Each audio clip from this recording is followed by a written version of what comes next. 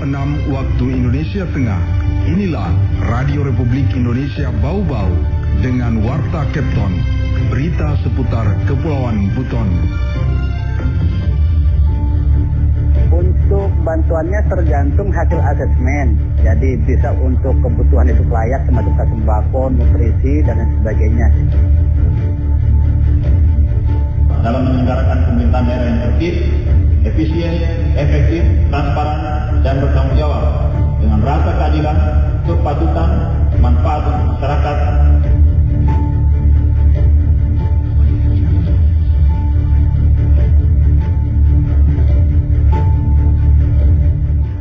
Selamat pagi pendengar dari kawasan Limbobolio.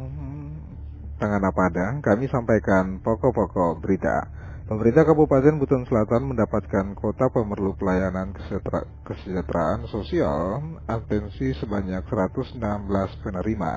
Dalam rangka efisiensi dan juga efektivitas keuangan daerah, susunan perangkat daerah Kota Bau-Bau saat ini menerapkan pola maksimal. Saudara, inilah Warta Kepton pagi hari ini, tepatnya Sabtu tanggal 24 Februari 2024 bersama saya, Bu Zuda.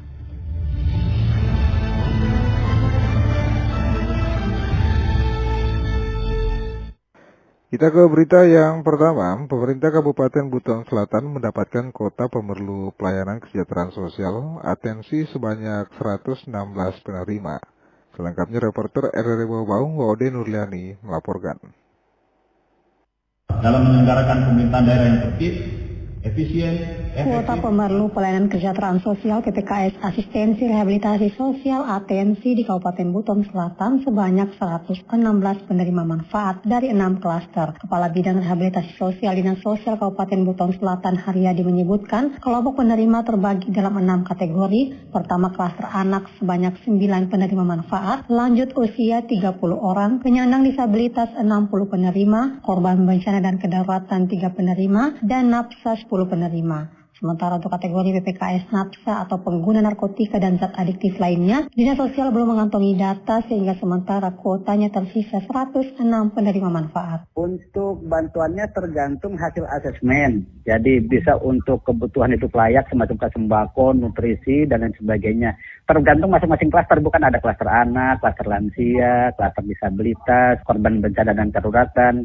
Jadi dari masing-masing klaster itu nanti di asesmen apa jenis kebutuhannya, termasuk dengan untuk wirausaha bagi keluarga penerima manfaat yang memang memiliki embrio usaha. Haryadi menambahkan dari 106 kuota telah dibagi di 6 kecamatan, masing-masing Batauga, Sampelawa, Lapandewa, Siompu Barat, Siompu, dan Kadatua. Sementara untuk kecamatan Batu Atas masih tertunda karena keterbatasan akses jaringan internet. Terhitung sejak 23 hingga 24 Februari 2024, petugas dari Sentra Mayai Kendari, pendamping Resos dan petugas dari Dinas Sosial Buton Selatan melakukan asesmen dari rumah ke rumah. Hari pertama di Kecamatan Sampolawa, Kadatua, dan Kecamatan Batauga. Selanjutnya Jumat di Kecamatan Lapandewa, Siompu, dan Siompu Barat. Asesmen dilakukan di rumah calon penerima, dilakukan dengan mengetahui secara pasti keadaan kondisi sosial ekonomi keluarga kurang mampu yang tahun sebelumnya telah didata melalui asesmen terintegrasi dengan menggunakan Google Form. Calon penerima bantuan atensi tersebut harus terdaftar dalam data terpadu kesejahteraan sosial atau DTKS. Waude Nurliani, reporter Bau-Bau, melaporkan.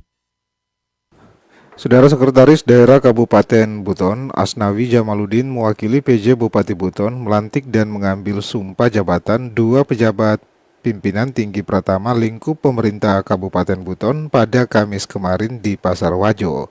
2 pejabat tinggi Pratama tersebut masing-masing Haji Abdul Rais, SP, jabatan lama Kepala Bagian Administrasi, Organisasi dan Kepegawaian Sekretariat Daerah Kabupaten Buton, jabatan baru staf ahli bidang pemerintahan, hukum dan politik Sekretariat Daerah Kabupaten Buton. Kemudian Dr. Andus Lanaji jabatan lama sebagai Sekretaris Dinas Sosial Kabupaten Buton dan dilantik dalam jabatan baru sebagai Kepala Dinas Sosial Kabupaten Buton. Pelantikan ini mengisi kekosongan jabatan dan merupakan hasil lelang sebelumnya dan telah mendapatkan persetujuan KSN untuk dilantik.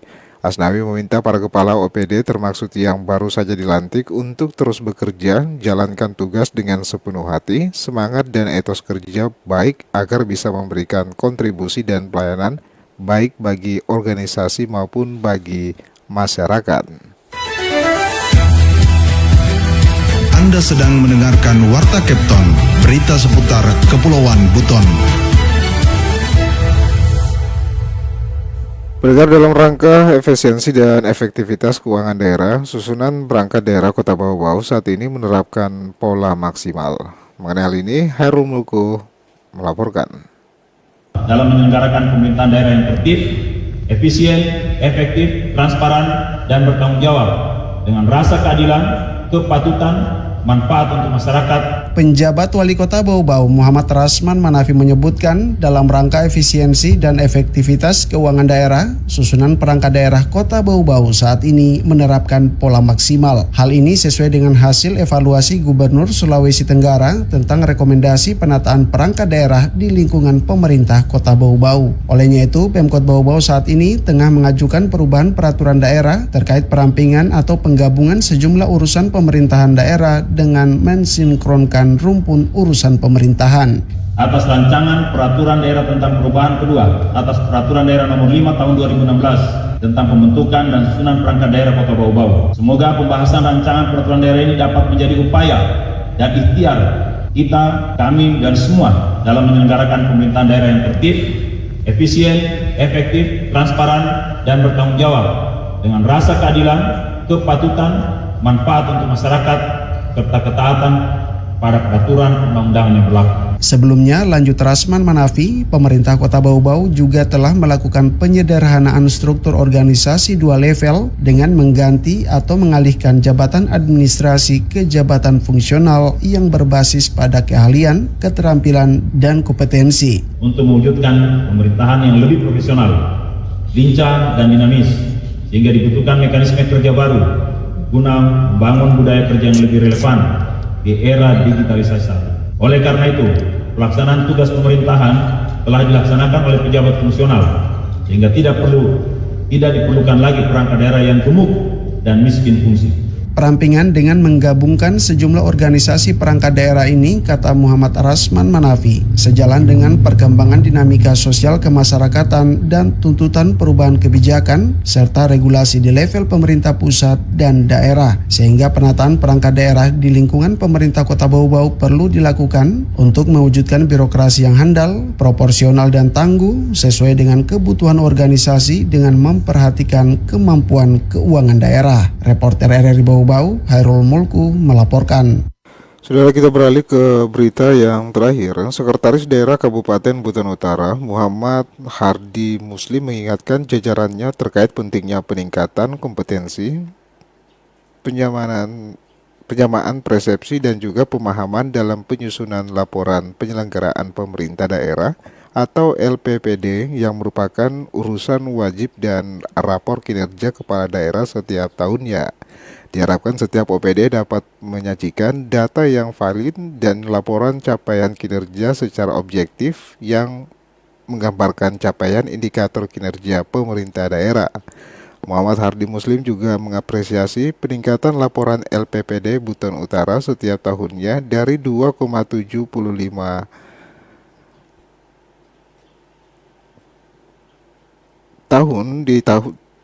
persen di tahun 2021 menjadi 3,05 tahun 2022 dan juga menduduki peringkat 136 dari 414 kabupaten se-Indonesia serta terbaik 4 kabupaten kota se-Sulawesi Tenggara.